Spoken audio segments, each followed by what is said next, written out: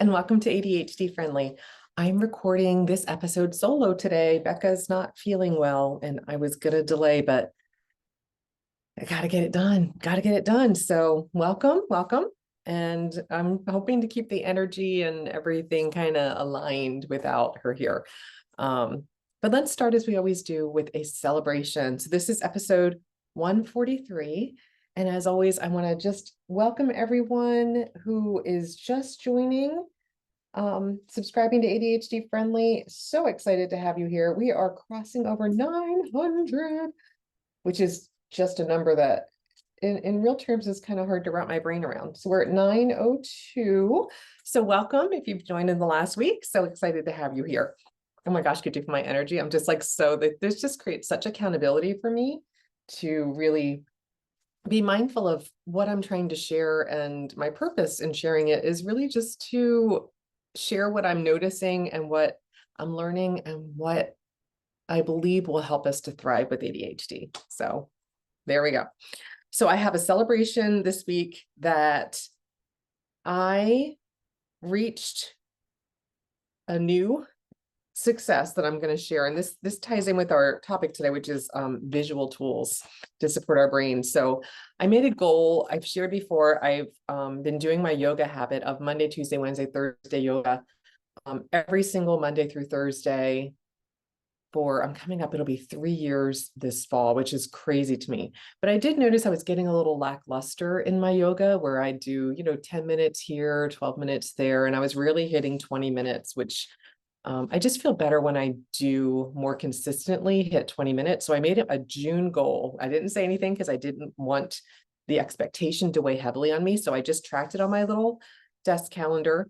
And that's what I want to share, that I made a little note, only track yoga. So I used to track my 24 and 24 and everything. And I noticed it was getting kind of cluttered. And so I thought, no, I'm just going to track yoga just Monday through Thursday. That's all I'm expecting myself. And my intention was to try to hit at least 20 minutes every day.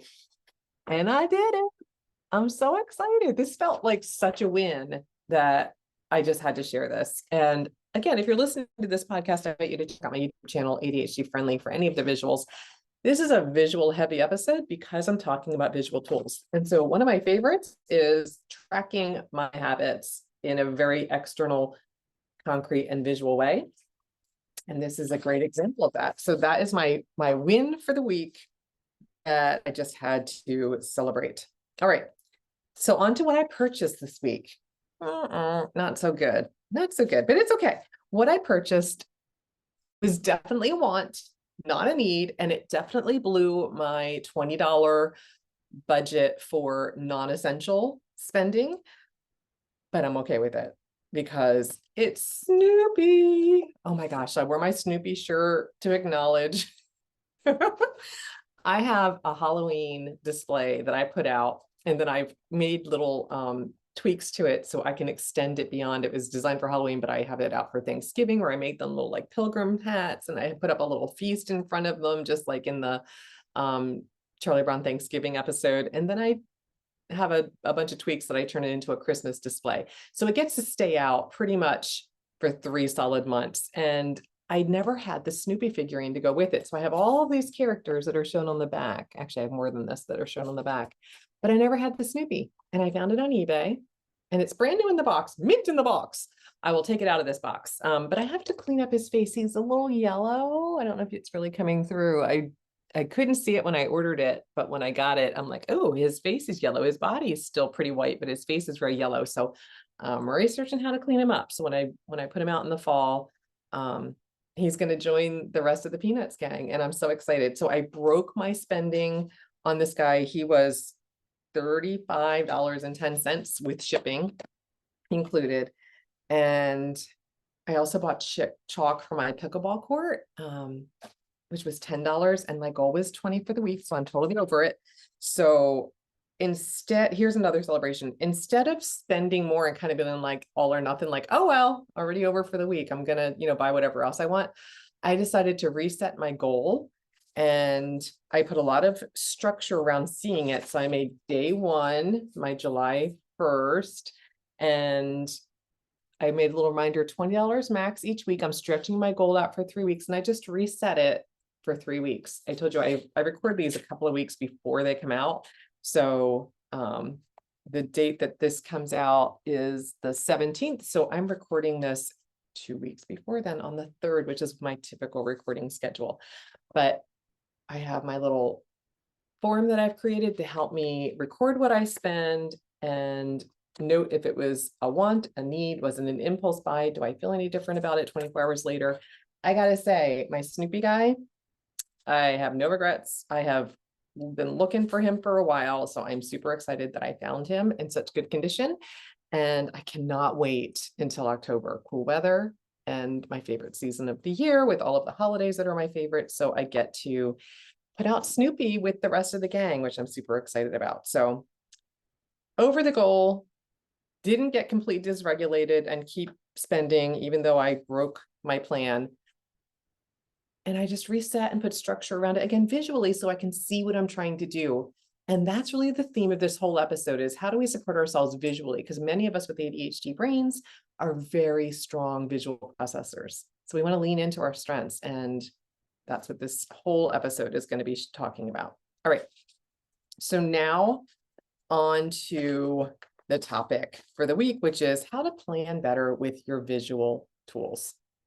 So I'm going to start by sharing some visual examples of how I use external concrete and visual tools to support my brain with more ease that really are a game changer. So the first is laying out furniture. My go-to when I was younger was just start moving stuff around and see what I like and how it feels. It takes so much energy and effort, and sometimes I would like literally just kind of get frustrated before I even had a layout that worked because I was so tired from moving things around. And so if I know if I pause and I think about it, it can really help me. But I also know I have a hard time with estimating how the actual pieces will fit in, like the actual size of them, and is what I'm planning actually possible in the space I have. So I wanted to share what I did with my office when I had a physical office in Raleigh that I rented, or at least I guess I should say. And so I took a picture at the time of the space, and this was kind of looking at it through the pocket doors that opened into the office. And I realized like it was really hard for me to plan. It was just a big open room, which felt so spacious, but I measured the whole room and I made a mock-up in this program that I found called Smart Cloud. I don't even know. It was Smart Draw Cloud. I don't even know if it's still available, but it was a free program. And I was so excited I still had these. So I did a layout of the exact size and shape of the office. And then I was able to drop in furniture. And so you can see I had like option 1 with a desk along the back wall and a round table and 4 chairs and a little credenza for storage. And then I had option 2 that had like a bigger, just like a desk to function as a place for clients to sit and for me to do my work, little files, and then little two chairs and a round table by the window. And then option 3, a bigger table with just 2 tables and a chair. And it just let me kind of experience the different layouts in a way that I didn't even know what I needed to buy. So I couldn't move things around. It wasn't an option. This was really the first time I completely leaned into laying things out according to how big they were. So I could literally see how they fit in the room and how much space I had to move around things. Like, was this even practical to fit 6 chairs here? Could I move around the space? Not really. And it wasn't until I saw it that I realized like, I won't be able to get behind this chair or around this chair if I do this layout. So here's what I ended up doing. I had my husband, who's pretty handy at woodworking, make me, so this is the same view of the office. So I had him make me a custom sized table, and I made it a high top so I could get bar stool height chairs to sit in, because I just find that much more friendly because I can stand and work when I want to and not have to worry about lowering and raising and all of that. I just wanted it to be a standing desk that I could sit at with bar chairs. And it really did help me to see the room and lay it out. So that was a game changer for me when I realized how much it supported me to make decisions when I could see it. And then when I moved to Illinois, I did the same thing, but I had a really hard time visualizing the actual size of things. So when I moved here, I remember I started, and I'm just going to show you a little sketch I did of the actual office. It was a really odd shaped, it is a really odd shaped space. And so I got out graph paper and I drew it to scale, which you guys know I don't like math, but I totally drew it to scale. And then I made little removable icons of the furniture I was planning on putting in here, including a treadmill and my desk. And I had a futon that needed to go in my office because I didn't have another space for it. So I need to make home for it, so that when the kids, had friends over, whatever, I had a space that people could like actually like hang out and sleep. It was kind of like I needed my office to do more than just be an office when we had company. And it just helped me to see where things could go, and I could move them around. So I could lift them up and move them to different spaces so I could see what it looked and felt like in real time without moving everything around within the space. I could just move it figuratively. And that really, really was very sparkly and helped me to lay it out. And I still go back to this tool when I move my furniture around, because as you can see, what originally I had over here, which was a corner cabinet that was just left by the owners here, was right here in this corner. I ended up getting rid of that and turning it into my podcast corner. So it allows me to go back to it and reuse it when I need to change things around again without having to physically move all the furniture, because some of the furniture is pretty dang heavy. And I don't like having to wait for somebody else to help me. So this lets me kind of get it all planned out and I can see it before I get started, which is very sparkly. Okay, next, maybe creating a visual timeline. So if you are planning something out and you need to see how it's going to work, this could be like a calendar where you can see time spread out beyond like today, tomorrow. It could be into next week, next month. Or it could be like a list of dates. So you're just writing down so that if you're planning, let's say an essay, that you have a project, like a school assignment, or you have a project at work, or even I did this when we were planning our move. It was like so many things had to be done in time for the carpets to be cleaned. Well, first we had to get the walls painted. So it's kind of helped us to prioritize, like, all right, if all these things have to happen, this has to happen before, the painting has to happen before the carpets are cleaned. The carpets have to be cleaned before we can have the pictures scheduled to get the house, listed. So it really helped us to plan it all out on a calendar and see the timeline of, okay, if this is today and this is the date that we want the house on the market, what has to happen between today and that date? And how do we know we can get it done? So we're kind of working around holidays and weekends and any travel where we can literally see our time. So that's another visual timeline for longer projects. And then I have an example for routines. So I have shared before that I love to use pocket charts. I've got some behind me where you can see like some little visual prompts for before you leave the house. Grab your key, make sure you have your keys, your phone, your lunch, turn off the lights, whatever it is, to help you remember your intentions. And then I have an example here of a night routine. I've done this a lot with my student clients when I work with them to help them remember, like, okay, so you have a night routine. What is it?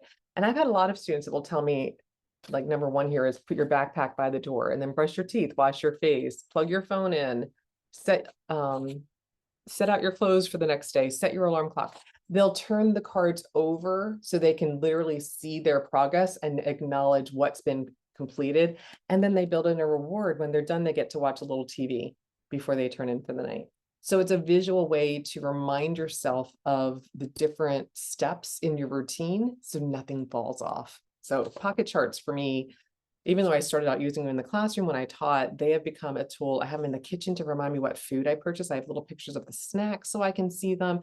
I like to plan out the week of meals. So I'll have, Monday, Tuesday, Wednesday, Thursday, and I'll have little pictures of the meal that we're going to have where I can easily see it. And then I can just rotate among the cards and get to the one that works for that night, for that week. And I can see it and it's done. Set it and forget it and just move on. All right. And then I like to build in rewards. So just like I showed you with that student that chose TV as a reward for finishing the night routine, I like to take before and after pictures to acknowledge visual progress. That feels so rewarding to me to be able to see, especially if I can't finish something. that it has been moved further along, but also to acknowledge, because our brains won't often hold on to in great detail what it was like before. And so I always say, if you're uncomfortable taking it before, you don't have to share it with anyone. It's just for you and your brain to be able to go back and see, oh my gosh, look what it was like before. Now look at it. And so it not only gives you evidence that you progressed or maybe you finished, but then it also gives you an image to navigate towards again. If that space needs to be a little, needs a little adjustment, a little tweak at some point where it starts to maybe get a little out of control, you can go back and look at your picture and be like, oh, that's right. This is how I set it up and this really worked. Or I would change this because I noticed I liked this, but I was resisting, opening a cabinet to put it away. So I want a cabinet without doors or something. So it just gives you a way to hold on to that. And then the other idea that I like is an idea for chores. So this came out of inspiration from, I read an article recently about, it was my Real Simple magazine, and it talked about chores that you can do, that you should do weekly, chores that should be done monthly, and chores that should be done seasonally or annually. And what I realized in reading through it was I got completely overwhelmed with even like what they were telling me needed to be done weekly, because a lot of the things that they were saying needed to be done weekly, I wasn't even doing. I was like, seriously?